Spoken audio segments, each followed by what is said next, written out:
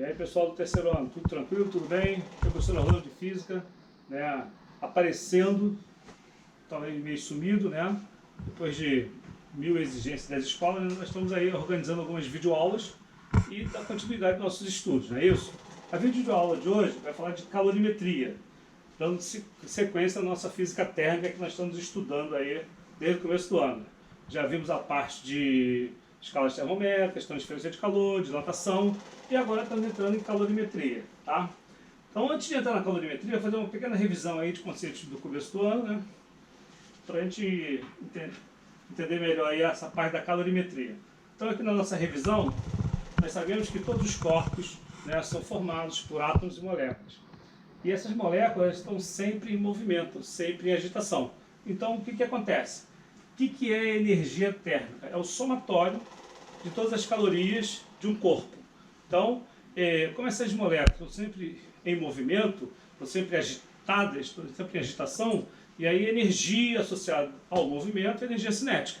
Então, o que acontece? Esse movimento das moléculas, uma batendo na outra, gera um atrito, esse atrito gera energia térmica, ou seja, é o somatório das calorias desse corpo. Então isso que é energia térmica. Aí depois vamos para o conceito de calor e temperatura. Então, lembrando que calor é um fenômeno físico, ok? E calor é a energia térmica em trânsito entre dois corpos com temperaturas diferentes. Então, pessoal, calor, energia térmica em trânsito entre dois corpos com temperaturas diferentes. Vamos pegar um exemplo aqui, vamos trabalhar aqui um exemplo bem simples. Eu tenho aqui os pilões, um pilô vermelho e o outro azul. Esse pilô vermelho, vamos associar ao que tem maior temperatura, porque é vermelho, as moléculas são mais agitadas, então vermelho. O pilô azul, né, as moléculas estão mais tranquilas, né? Então, quando as moléculas são mais agitadas, então nós temos temperatura alta, então nós temos aqui, ó, quente. O pilô azul, as moléculas são mais brandas, então o que acontece? Tem uma temperatura menor, então ele é mais frio. Ao aproximar o pilô de maior temperatura com o pilô de menor temperatura, então o que vai acontecer? Aquele pilô que tem maior temperatura, ele vai ceder calor para o corpo de menor temperatura. Depois de algum determinado tempo, os dois vão ter a mesma temperatura, que a gente chama de equilíbrio térmico. Então, pessoal, enquanto o pilô de maior temperatura está cedendo calor para o corpo de menor temperatura, a quantidade de calor que o pilô cede é igual à quantidade de calor que ele absorve. Depois de um determinado tempo, eles entram em equilíbrio térmico. Então, o que é o equilíbrio térmico? Equilíbrio térmico, né, é quando dois corpos com temperaturas diferentes se aproximam, aquele corpo de maior temperatura cede calor para aquele corpo de menor temperatura. O de menor temperatura absorve esse calor cedido. Então eles vão atingir a mesma temperatura, equilíbrio térmico, ok? Então, pessoal, enquanto tem transferência, enquanto não atinge a mesma temperatura, nós temos energia térmica em trânsito, calor. Atingiu a mesma temperatura, cessou o calor, acabou. E aí, pessoal, o que é a temperatura? Temperatura é uma medida criada pelo homem para medir o grau de agitação das moléculas de um corpo. Quanto mais agitadas as moléculas, maior a temperatura, associa-se corpo quente. Menor é a agitação das moléculas, né? Menor a temperatura, corpo frio. Então, pessoal, temperatura, lembrando as escalas termométricas que nós trabalhamos. Escala Celsius, que é a escala utilizada na maioria dos países pelo mundo, né? Inclusive o Brasil. A escala Fahrenheit, né, que é aquela escala que é utilizada na maioria dos países de língua inglesa, né, como os Estados Unidos, Canadá, Inglaterra, né, e a escala Kelvin, que é a escala absoluta, né, é aquela escala que tem a menor temperatura da natureza, que é o zero absoluto. Então, pessoal, lembrando aí as escalas termométricas. Então, lembrado aí, feita essa revisãozinha desses conceitos, vamos entrar na parte de calorimetria, chamada de calor sensível.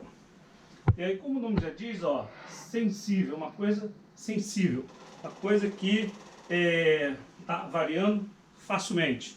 Então aqui nós temos o que a gente chama de a equação fundamental da calorimetria, onde o calor sensível é igual ao produto da massa em gramas, vezes o calor específico da substância, vezes a variação de temperatura. Tá, pessoal? Então, toda vez que um corpo absorve calor ou cede calor, ocorre variação de temperatura, então eu tenho o que a gente chama de calor sensível. Então, observando que isso aqui é uma função linear, né?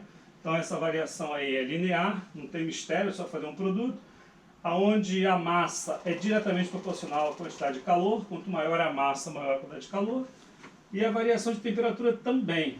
Quanto maior a variação de temperatura, maior a quantidade de calor. Lembrando que, quando essa variação de temperatura é positiva, tá? Positiva, isso quer dizer que o corpo absorveu calor, aumentou sua temperatura, então a quantidade de calor sensível é positiva. Se esse calor, se esse corpo cedeu calor, a variação de temperatura é negativa, então a quantidade de calor também é negativa. Então você imagina o seguinte, você vai ali na torneira, bota água no copo e bota na geladeira. Daqui a determinado tempo, o que vai acontecer? Você vai observar que a água que está no interior da geladeira, ela vai estar mais fria. Por quê? Aquela água que estava no copo cedeu calor para o ambiente geladeira.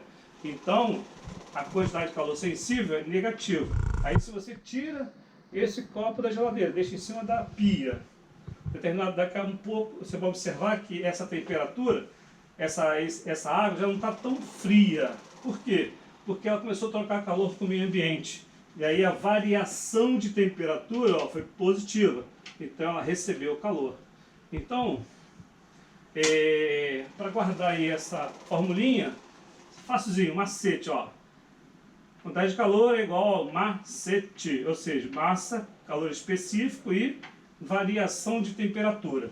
E aí, pessoal, aqui no meiozinho, ó, tem uma coisa chamada de calor específico. O que é o calor específico?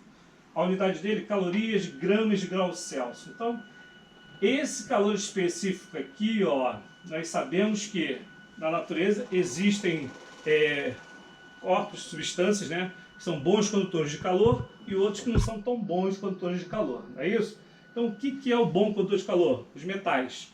Eles trocam calor com facilidade, o calor flui com facilidade. Então, esse calor sensível, ele é pequeno, ele é baixo.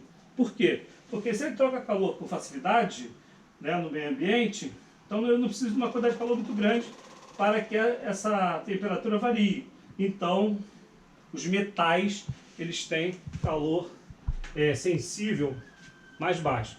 A água é uma das substâncias que tem maior calor sensível. Aqui na página 251 de vocês,